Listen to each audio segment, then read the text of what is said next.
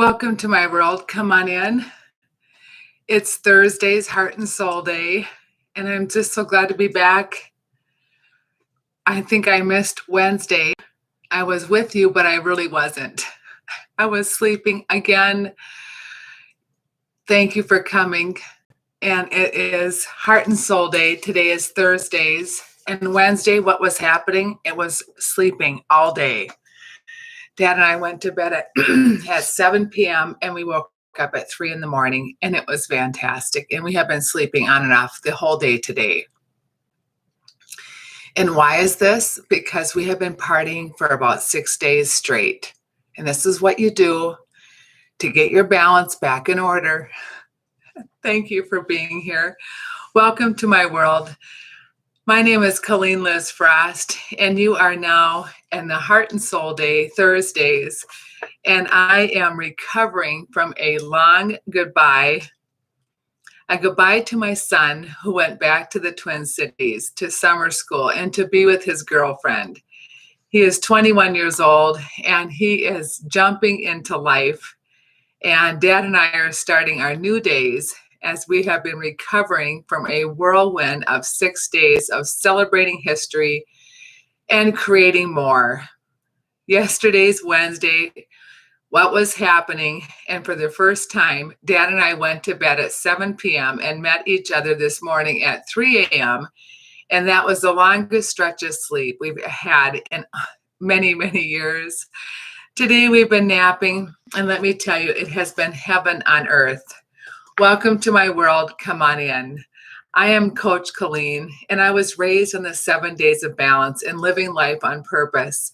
If you are traveling on this internet, I hope you rest here a while. Make these 7 days be your traveler's rest. Today, I'm your coach, your head coach, and I'm on a mission while in remission, celebrating history and creating more. This is going to be something good, I promise. When someone makes a promise in our family, it has been a very sacred thing.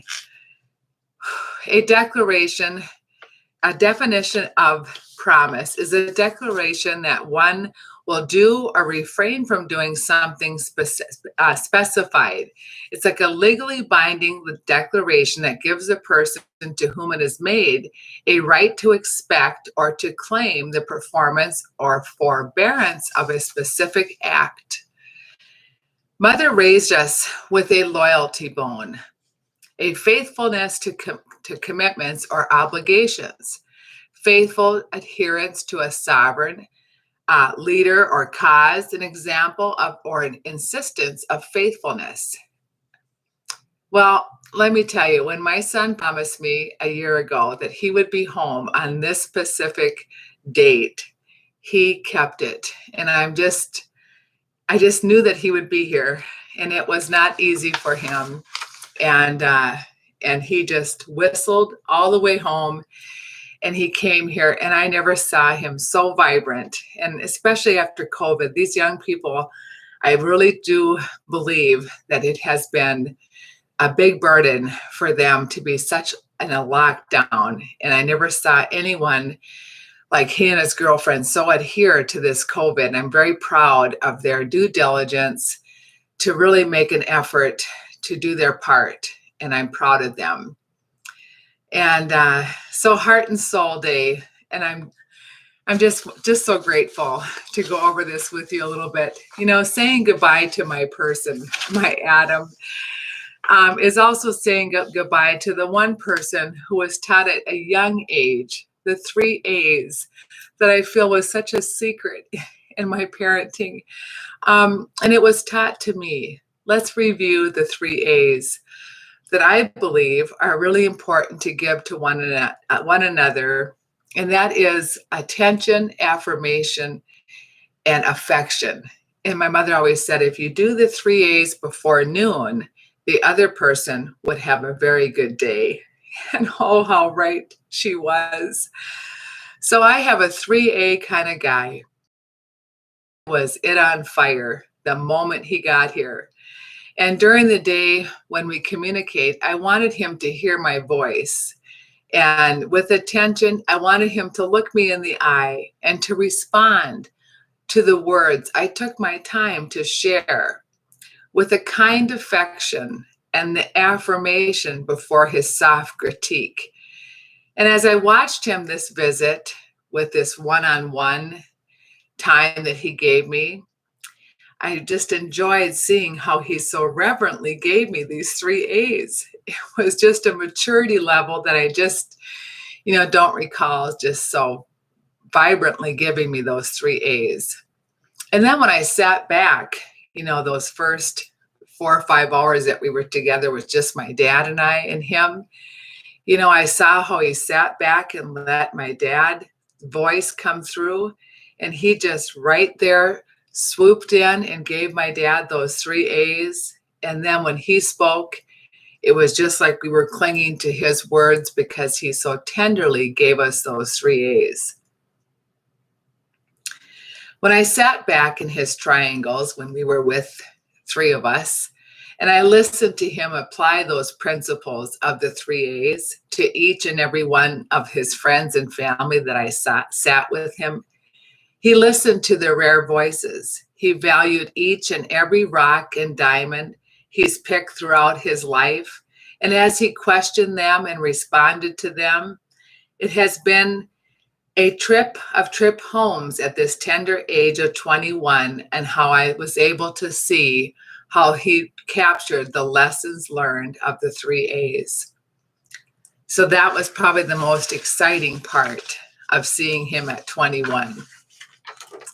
Then the next thing that happened in those first 5 hours that's making this goodbye so difficult this time, he was gone for 6 months. It was the longest we had ever been apart. The first thing that we talked about was his new dream, the dream of the 40 acres and coming back home someday.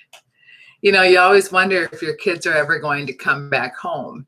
And it was just so interesting to see how absolutely rooted he was to the commitment of moving back home this time. I had listened many, many years to him wanting to move away, just like I wanted to. And this time it was like, Mom, Perm is it. I want to come back to be close to the Opera House and close to my family. But he wanted to have his own 40 acres. And oh, how he talked about 40 acres. And it was quite something. And when he talked about it, it was just in such an interesting detail. And anyway, it was just interesting how he wanted these 40. And as he's talking to me about what he wanted to do on the 40 acres with his family and growing food and grid systems and all this stuff, I got to thinking about this new girlfriend of mine that I've had for about 10 years. And as I got to know her deeper and deeper, she just built a 40-acre modern home. And so I texted her, and off we went that night to show him. And he was spellbound. So for the next 5-6 days, him and I would reflect on what we saw out there. Probably my favorite part of the trip was him going out there to see this dream come to life and what she had built. So on our way home that night from her dream house in this 40 acres, Adam and I drove around Perm.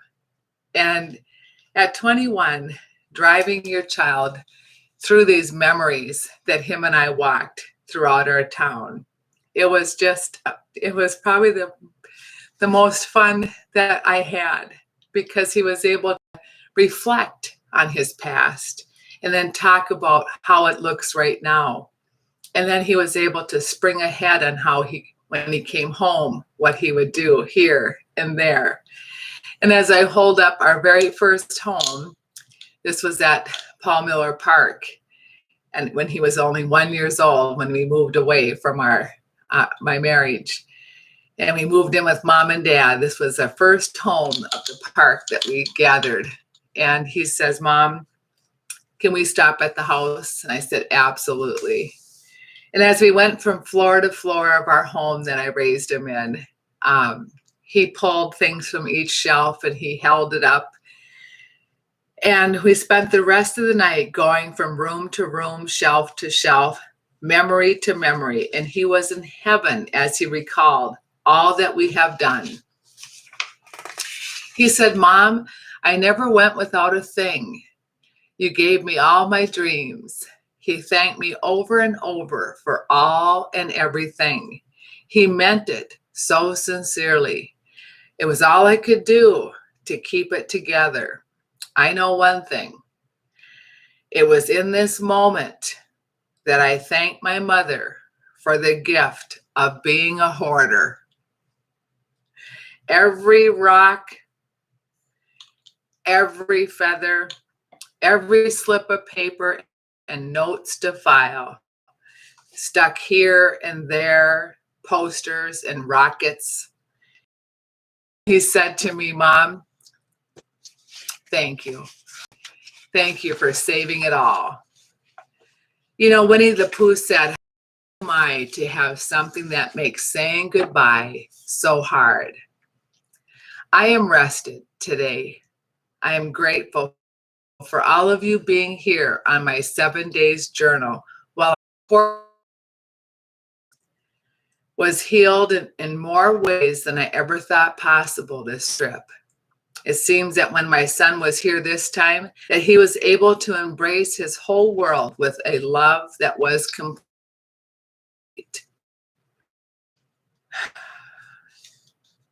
You know, I wrote a book and it's called If You Only Had 1 Year.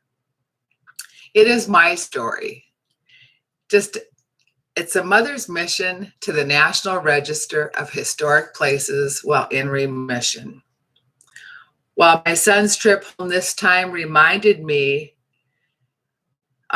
is that while I have been on a mission these last 19 years since my cancer diagnosis, it was him being beside me that has given me the courage and the strength each and every day to keep going.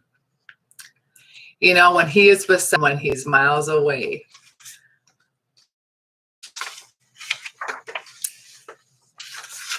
Being a preservationist is my life's purpose now.